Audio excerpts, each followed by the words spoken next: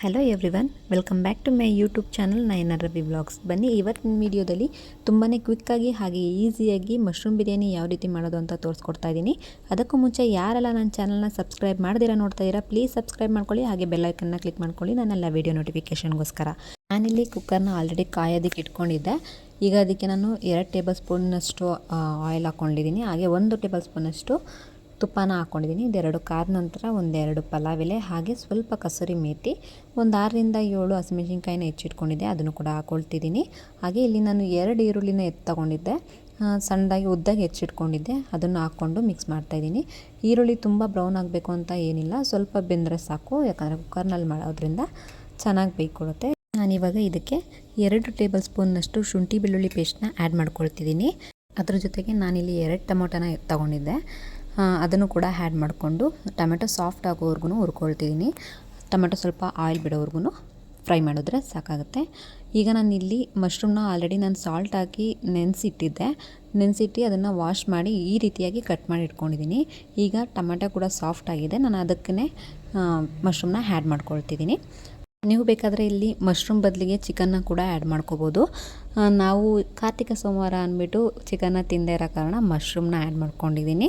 ಹಾಗೆ ಮಶ್ರೂಮ್ ಬೇಕಾಗಿರೋಷ್ಟು ಸಾಲ್ಟ್ನ ನಾನು ಇವಾಗಲೇ ಆ್ಯಡ್ ಮಾಡ್ಕೊಳ್ತಿದ್ದೀನಿ. ನಂತರ ರುಚಿ ನೋಡಿಬೇಕಿದ್ರೆ ಹಾಕ್ಕೊಳ್ಬೋದು, ಯಾಕಂದರೆ ಇವಾಗಲೇ ಸಾಲ್ಟ್ ಜಾಸ್ತಿ ಹಾಕ್ಕೊಂಡ್ರೆ ಮಶ್ರೂಮ್ ನೀರು ಬಿಡೋ ಚಾನ್ಸಸ್ ತುಂಬಾ ಇರುತ್ತೆ.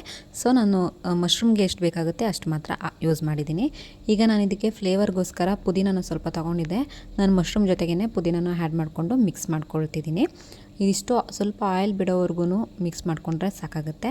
ನಾನಿಲ್ಲಿ ಆಚೆಯವರ ಬಿರಿಯಾನಿ ಪೌಡರ್ನ ಯೂಸ್ ಮಾಡ್ತಾಯಿದ್ದೀನಿ.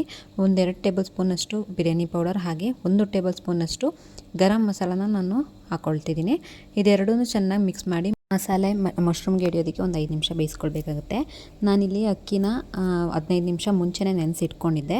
ಈಗ ನಾನು ಕ್ಲೀನಾಗಿ ವಾಶ್ ಮಾಡಿ ಮಶ್ರೂಮ್ಗೆ ಡೈರೆಕ್ಟಾಗಿ ಹಾಕ್ಕೊಳ್ತಿದ್ದೀನಿ. ನೀವು ಬೇಕಿದ್ದರೆ ನೀರನ್ನ ಮುಂಚೆನೇ ಹಾಕ್ಕೊಂಡು ನಂತರ ಅಕ್ಕಿನ ಹಾಕ್ಕೊಳ್ಬೋದು. ನಾನು ಯಾವಾಗಲೂ ಇದೇ ರೀತಿಯೇ ಮಾಡೋದು, ಅಕ್ಕಿನ ಮೊದಲಾಗೇ ಹಾಕ್ಕೊಳ್ತೀನಿ.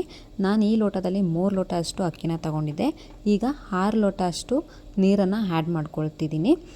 ಬೇಕಿದ್ದರೆ ಬೇಗನೆ ಆಗಬೇಕು ಅಂದರೆ ಬಿಸಿ ನೀರನ್ನ ಕೂಡ ಆ್ಯಡ್ ಮಾಡ್ಕೊಳ್ಬೋದು. ನಾನಿಲ್ಲಿ ತಣ್ಣೀರನ್ನೇ ಹಾಕ್ಕೊಳ್ತಿದ್ದೀನಿ. ನಾನು ಆಲ್ರೆಡಿ ಆವಾಗಲೇ ಸಾಲ್ಟ್ನ ಹಾಕ್ಕೊಂಡಿದ್ದೆ. ಈಗಲೂ ಕೂಡ ಸ್ವಲ್ಪ ರುಚಿ ನೋಡಿಬಿಟ್ಟು ಸಾಲ್ಟ್ ಹಾಗೆ ಬಿರಿಯಾನಿ ಪೌಡರ್ನ ಆ್ಯಡ್ ಮಾಡಿಕೊಂಡು ಮಿಕ್ಸ್ ಮಾಡ್ತಾಯಿದ್ದೀನಿ. ನಾನಿದನ್ನು ಒಂದು 4-5 ಜನಕ್ಕೆ ಆಗುವಷ್ಟು ತೋರಿಸ್ಕೊಡ್ತಿದ್ದೀನಿ. ನಿಮ್ಮ ಮನೆಯಲ್ಲಿ ಏನಾರು ಜನ ಜಾಸ್ತಿ ಇದ್ದರೆ ಬೇಕಿದ್ದರೆ ಕ್ವಾಂಟಿಟಿನ ಜಾಸ್ತಿ ಮಾಡ್ಕೊಳ್ಬೋದಾಗುತ್ತೆ. ಇದನ್ನು ನೀವು ಪಾತ್ರೆಯಲ್ಲಿ ಮಾಡಿಕೊಂಡ್ರೂ ಸಹ ತುಂಬಾ ಚೆನ್ನಾಗಿ ಬರುತ್ತೆ. ಸೇಮ್ ಪ್ರಾಸೆಸ್ಸಲ್ಲಿ ನಾನು ಕ್ವಿಕ್ಕಾಗಿ ಆಗಲಿ ಅಂತ ಕುಕ್ಕರ್ನಲ್ಲಿ ತೋರಿಸ್ಕೊಡ್ತಾ ಇದ್ದೀನಿ.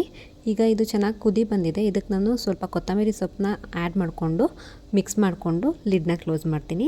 ಲಾಸ್ಟಲ್ಲಿ ಬೇಕಿದ್ದರೆ ನೀವು ನಿಂಬೆಹಣ್ಣು ಸಹ ಹಾಕ್ಕೊಳ್ಬೋದು, ನಾನು ಇಲ್ಲಿ ಹಾಕ್ಕೊಳ್ತಿಲ್ಲ.